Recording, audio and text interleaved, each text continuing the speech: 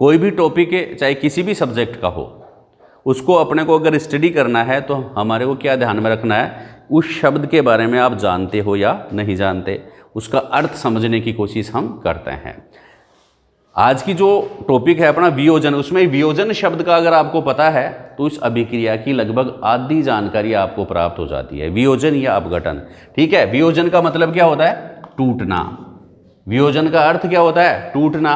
और दूसरी बात, संयोजन क्यों लिख रखा है, क्योंकि ये वियोजन जो है संयोजन का विलोम शब्द है। हिंदी भी याद हो रही है साइंस में साथ साथ। संयोजन का विलोम शब्द क्या हो जाएगा, वियोजन। यानी कि संयोजन के जस्ट अपोजिट अभिक्रिया इसमें होगी, संयोजन के जस्ट अपोजिट अभिक्रिया होगी। संयोजन अभिक्रिया में क्या पढ़ा था आपने, जब दो या दो से अधिक अभिकारक मिलकर के एकल उत्पाद का निर्माण करें तो उसको हम संयोजन अभिक्रिया कहते हैं। लेकिन वियोजन अभिक्रिया में क्या है, जब परिभाषा, जब ऐसी रासायनिक अभिक्रिया जिसमें एकल, ऐसी रासायनिक अभिक्रिया लिख लेना, ऐसी रासायनिक अभिक्रिया जिसमें एकल अभिकारक, एकल अभिकारक, एकल का मतलब एक, अभिकारक का मतलब क्रियाकारक या रिएक्टेंट। एक रिएक्टेंट जो होता है, एक क्रियाकारक जो होता है, वह किस में टूट जाता है, दो या दो से अधिक उत्पादों में टूट जाए।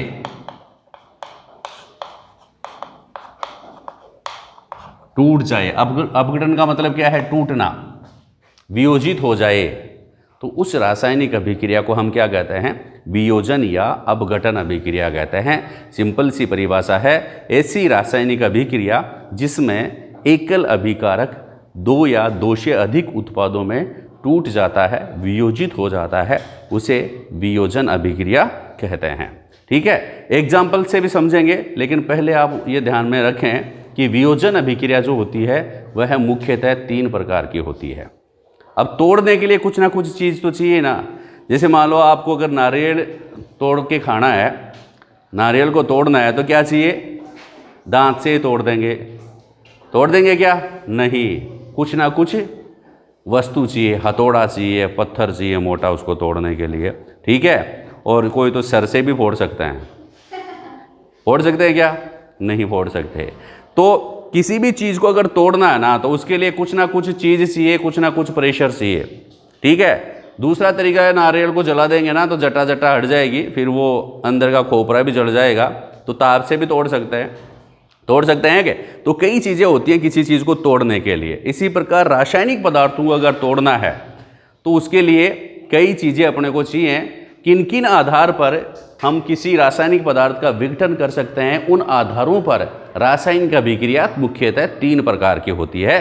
तो क्या, रासायनिक अभिक्रियाओं के प्रकार, किसकी, अपघटन अभिक्रियाओं के प्रकार कितने प्रकार की होती है, 3 प्रकार की। देखिए कौन कौन से हैं, अपघटन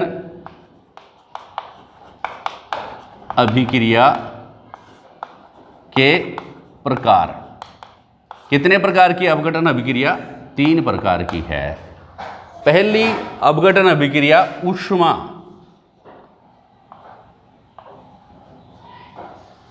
ऊष्मीय या ताप अपघटन। ध्यान से देखना इस बात को, ताप अपघटन एग्जाम में पूछा जाता है।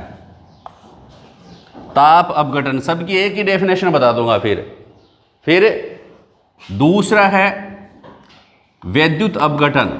दूसरा अपघटन कौन सा है, वैद्युत अपघटन अभिक्रिया। और तीसरा है प्रकाश अपघटन।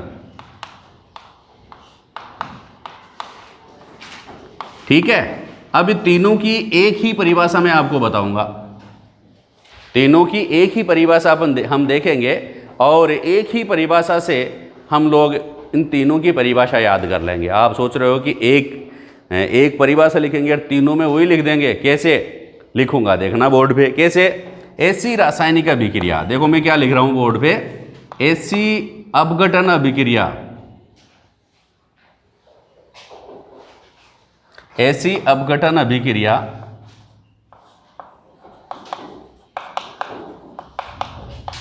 जिसमें एकल अभिकारक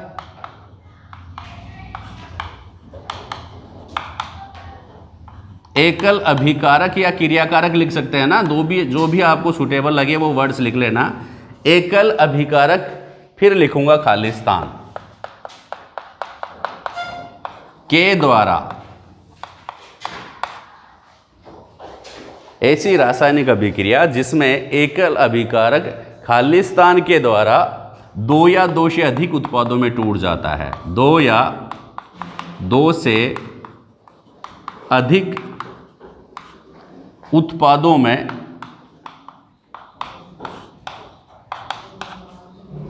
टूट जाता है।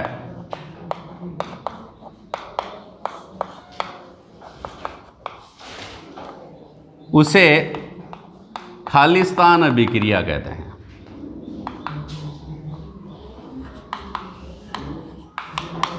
अब क्या करना है यहां पर,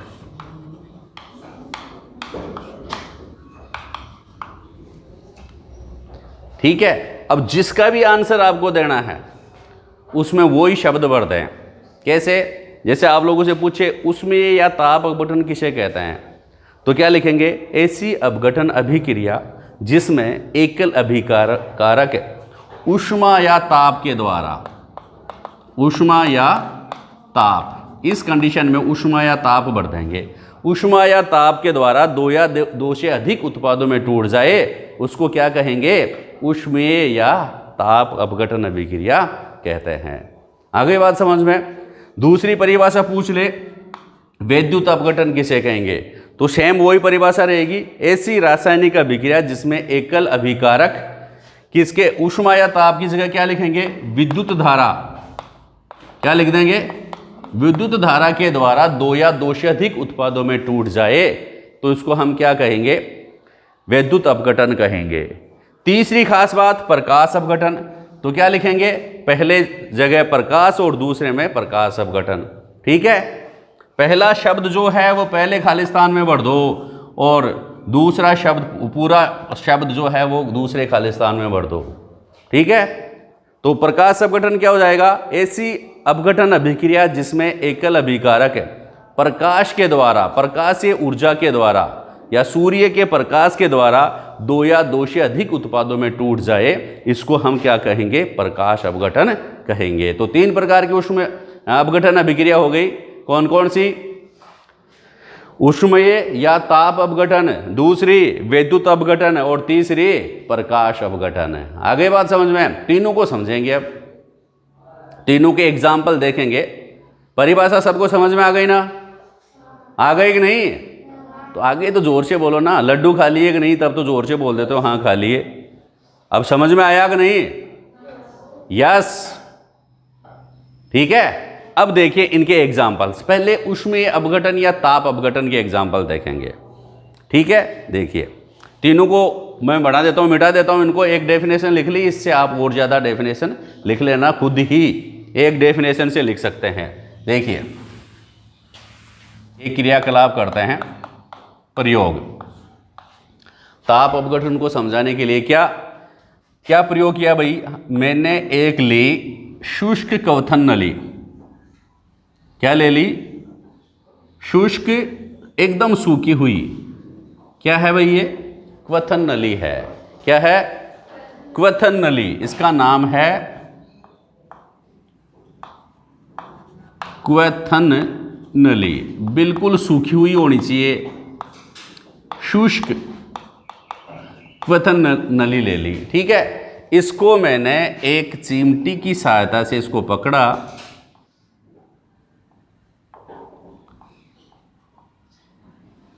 किसकी सहायता से? चिमटे की सहायता से इसको पकड़ लिया। ऐसे मत पकड़ना इसको खुद को।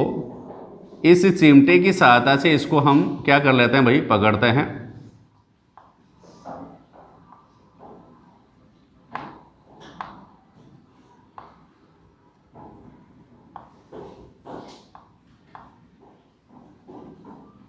ठीक है, इसको पकड़कर हाथ से पकड़ेंगे नहीं, क्योंकि इसको अपन किसकी सहायता से जलाएंगे? बर्नर की सहायता से जलाएंगे। किसकी सहायता से जलाएंगे? बर्नर। बर्नर की सहायता से इसको जलाने की कोशिश करेंगे।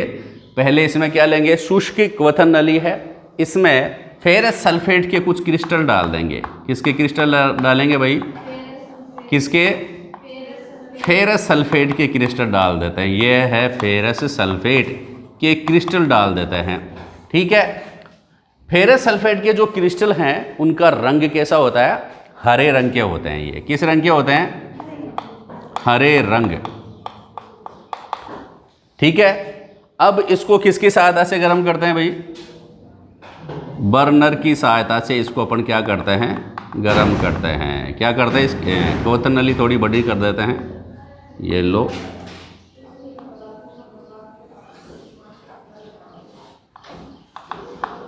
ठीक है, बर्नर की सहायता से क्या करते हैं भाई इस क्वथन नली को? इसमें क्या था? Ferrous sulphate. क्या दे रहे हैं? ऊष्मा दे रहे हैं या ताप दे रहे हैं। किसकी सहायता से? ये क्या है? बर्नर। ठीक है, ये क्या है? ऊष्मा। ठीक है, बर्नर की सहायता से इस फेरस सल्फेट को हम क्या करते हैं? गर्म करते हैं। ठीक है, गर्म करते हैं तो क्या देखते हैं? फेरस सल्फेट के क्रिस्टल जो होते हैं किस रंग के होते हैं? हरे रंग के। ठीक है, जैसे हमने देखा हरे रंग के क्रिस्टल डाल रखे हैं इसमें। किस रंग के क्रिस्टल डाल रखे हैं उस नली में? हरे रंग के क्रिस्टल डाल रखे हैं। जैसे इसको गर्म किया, हरा रंग क्या हो जाता है? गायब हो जाता है। क्या हो जाता है? गायब हो जाता है। क्यों? क्यों गायब हो जाता है? प्रश्न पूछ ले, क्यों गायब हो जाता है? तो क्या हुआ? आपने क्या देखा? प्रयोग तो हो गया। ये फेरस सल्फेट का जो सूत्र होता है क्रिस्टलों का, वह होता है FeSO4.7H2O। क्या समझे इस बात से? आपने प्रेक्षण में क्या किया? प्रेक्षण, फेरस सल्फेट के क्रिस्टलों का हरा रंग गायब हो जाता है। क्या हो जाता है? हरा रंग गायब हो जाता है।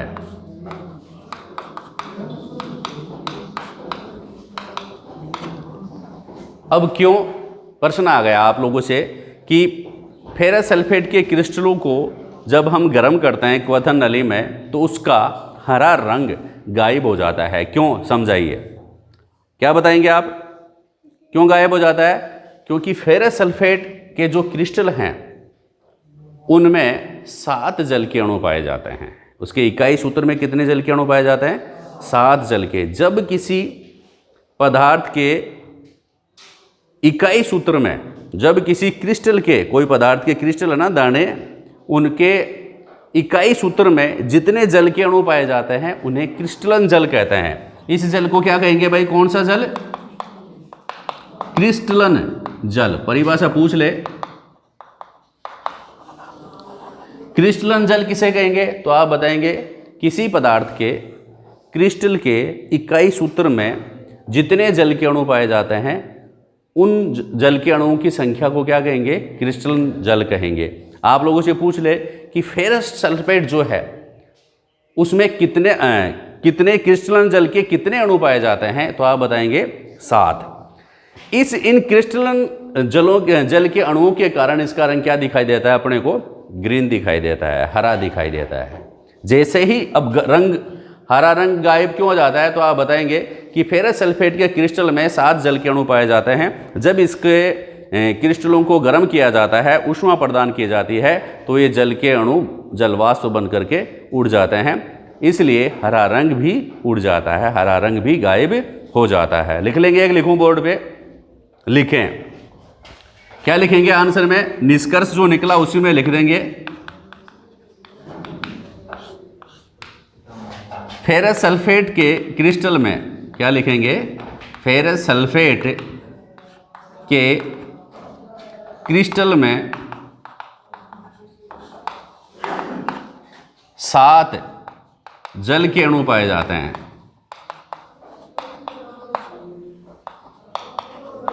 7 जल के अणु पाए जाते हैं। कितने जल के अणु पाए जाते हैं? 7 जल के अणु पाए जाते हैं। जब इनको गर्म किया जाता है, जब इनको गर्म किया जाता है, जब इनको गर्म किया जाता है तो ये जलवाष्प बन करके उड़ जाते हैं।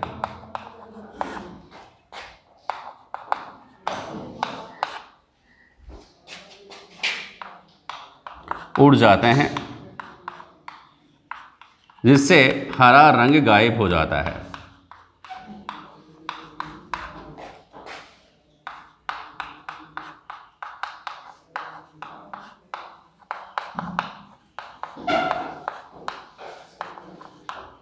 ठीक है, हरा रंग गायब हो जाता है।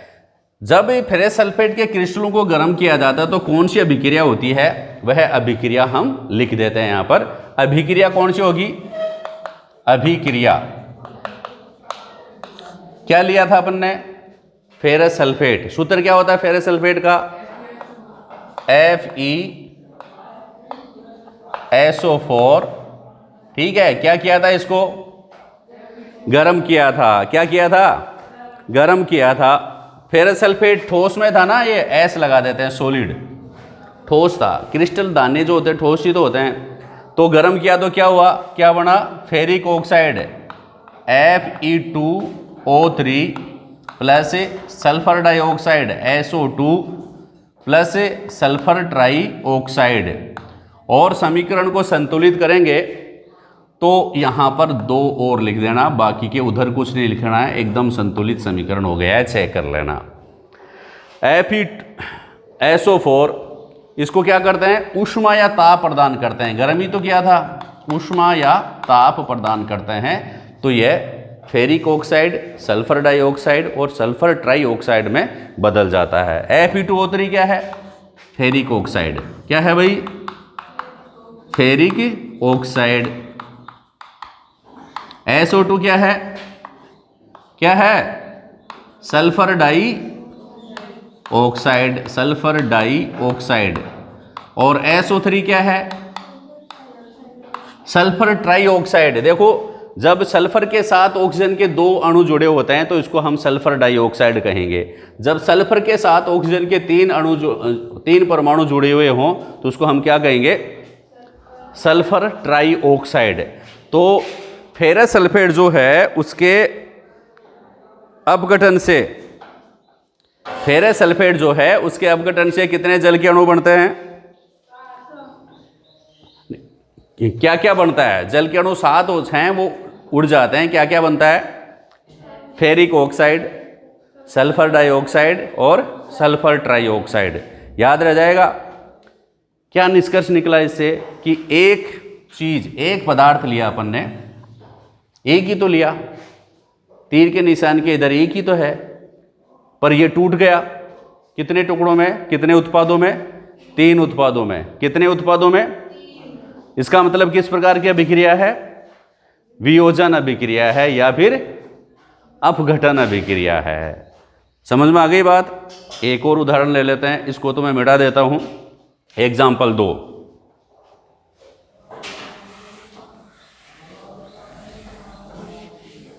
इसमें दूसरे प्रकार से भी प्रश्न पूछ लेते हैं।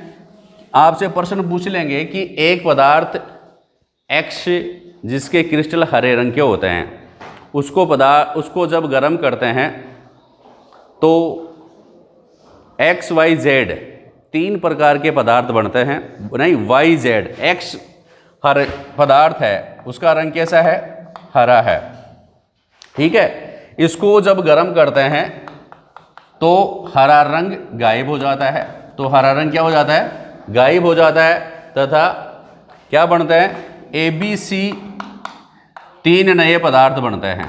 ABC 3 नए पदार्थ बनते हैं। तो XABC तीनों को पहचानिए, तीनों को पहचानिए तथा विक्रियाओं के समीकरण लिखिए। ये 3 नंबर का प्रश्न आ सकता है। तो क्या लिखेंगे आप? पदार्थ X तो कौन सा हो गया? FeSO4। इसको जब गर्म करते हैं तो इसका हरा रंग गायब हो जाता है। कौन है? FeSO4.7H2O बताएंगे आप। ठीक है, फिर 3 पदार्थ कौन से बने? A बराबर, A का आंसर हो जाएगा। आंसर कैसे देंगे आप? पहले तो अभिक्रिया लिख देंगे और आंसर देते समय ऐसे लिखेंगे, पदार्थ X बराबर FeSO4.7H2O। ये तो पदार्थ हो गया। ठीक है, पदार्थ A बराबर क्या आ जाएगा? Fe2O3। ठीक है, B बराबर इनमें से आप कैसे भी लिख सकते हो तीनों रिएक्शन लिख करके। बी कौन सा हो जाएगा SO2 और पदार्थ सी क्या हो जाएगा SO3। ठीक है, तो ये आप लोग बता सकते हैं। एक ठोस पदार्थ है और दो गैस हैं। आगे बात समझें, सल्फर डाइऑक्साइड व सल्फर ट्राइऑक्साइड। इस प्रकार से आप ध्यान में रखें कि जब कोई टॉपिक समझ में आ जाता है तो उससे किस प्रकार से भी पर्सन, कैसे भी पर्सन एग्जामिनर आप लोगों से पूछ सकता है। और आपको भी किसी टॉपिक की स्टडी इस प्रकार से करनी चाहिए कि अगर समझ में आ गया तो पदार्थ, हरा रंग का पदार्थ है, इसमें एक वह टूटता है और दो या दो से अधिक उत्पाद बनाता है। ठीक है, और हरा रंग गायब हो जाता है। भाई हरा रंग कहाँ चला गया, ठीक है ना, और हरा रंग क्यों था। अब आप लोगों से पूछ ले कि फेरस सल्फेट के क्रिस्टल हरे रंग के क्यों होते हैं, क्योंकि फेरस सल्फेट में 7 जल के अणु पाए जाते हैं। ऐसा भी प्रश्न बन जाए और क्या बताएंगे, फेरस सल्फेट का जो क्रिस्टल है उसमें कितने जल के अणु पाए जाते हैं, 7 जल के अणु पाए जाते हैं। अब दूसरी बात ये भी कि आप लोगों से पूछ सकते हैं फेरस सल्फेट क्रिस्टलन जल किसे कहते हैं। तो एक प्रश्न और निकल के आ गया, क्रिस्टलन जल किसे कहेंगे कि किसी पदार्थ के क्रिस्टल के इकाई सूत्र में एक सूत्र जब लिखेंगे ना किसी क्रिस्टल का, किसी पदार्थ का, उसमें अगर जल के अणु हैं, उन जल के अणुओं की संख्या को क्रिस्टलन जल कहते हैं। उनके जल के अणुओं की संख्या को क्या कहेंगे, क्रिस्टलन जल कहते हैं। तो लिख लो इसकी परिभाषा क्रिस्टलन जल की। क्रिस्टलन जल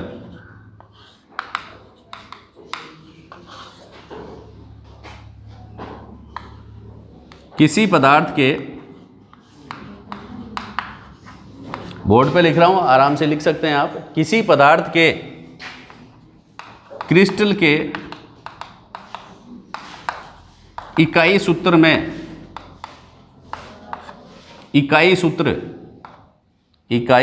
में उपस्थित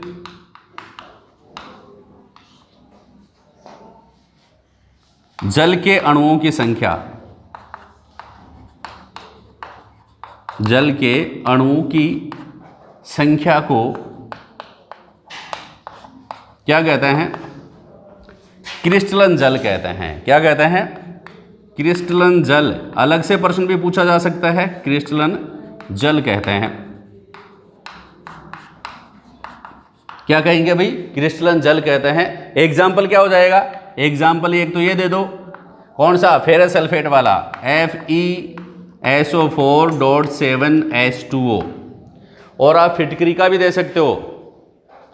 ठीक है, फिटकरी का सूत्र क्या होता है, K2SO4.Al2SO4 होल थ्राइस .24H2O।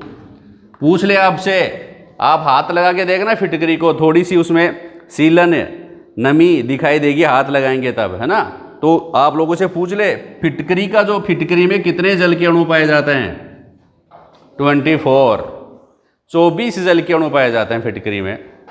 फिटकरी के इकाई सूत्र में कितने जल के अणु पाए जाते हैं, 24। और फिटकरी का सूत्र क्या है, K2SO4.Al2SO4 होल थ्राइस .24H2O। आगे बात समझ में आ गई ना। तो ये चीज हो गई क्रिस्टलन जल के बारे में। ताप अपघटन का एक और एग्जाम्पल अब हम लेते हैं, कौन सा है देखिए। टाइम दूं क्या इसको, लिखो जल्दी। टाइम दूं मतलब मिटा दूं क्या, रीजनिंग भी साथ साथ तैयार हो रही है, उल्टे सुल्टे रीड करने की।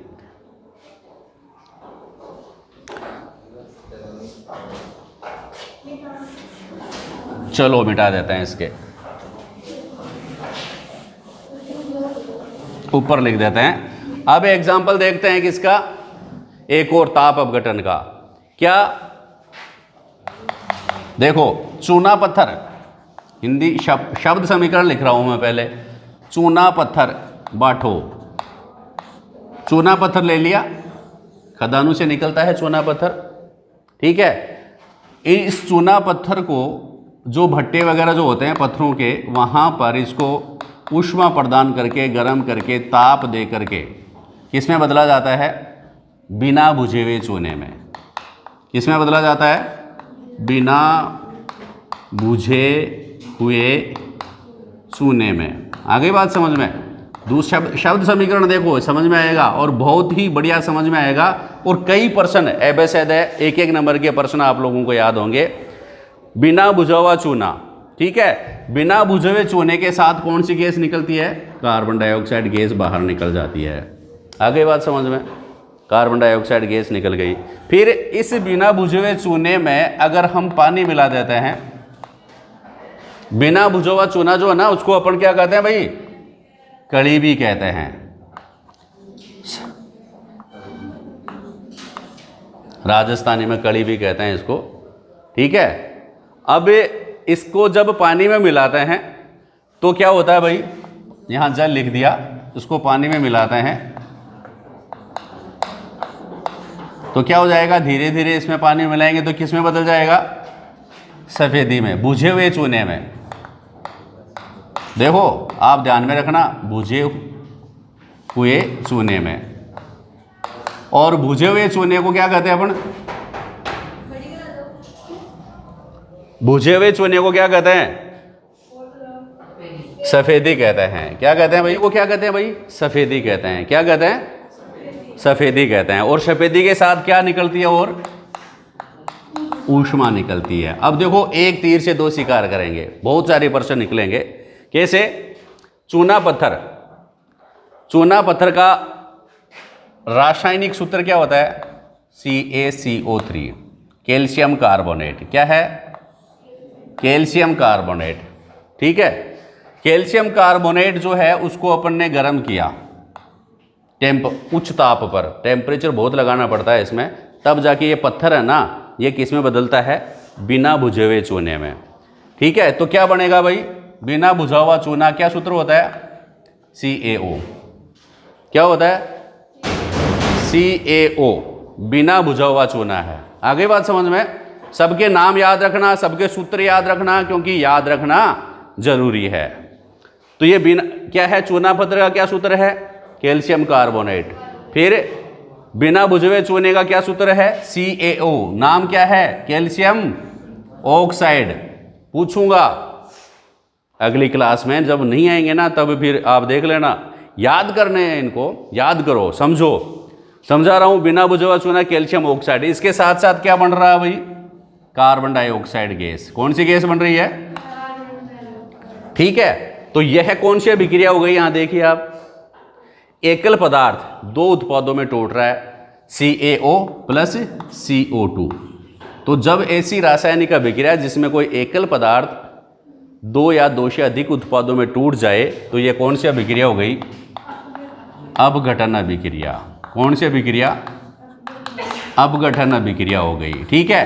अब आगे और देखो, ये कैल्शियम ऑक्साइड जो है इसमें अपन ने क्या मिला दिया? पानी मिला दिया। क्या मिला दिया भाई?